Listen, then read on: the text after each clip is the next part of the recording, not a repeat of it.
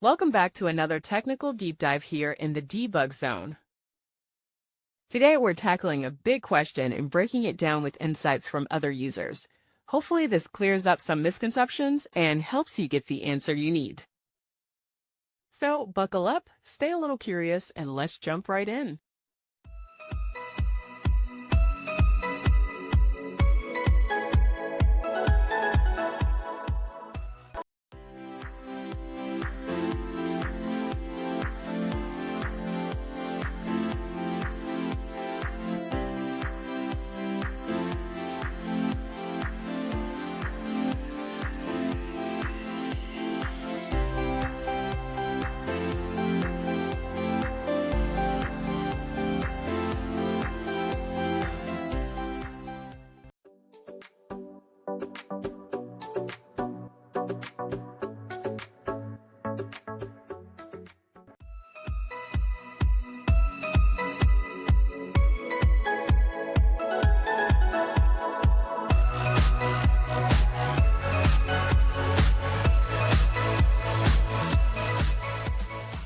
And that's a wrap.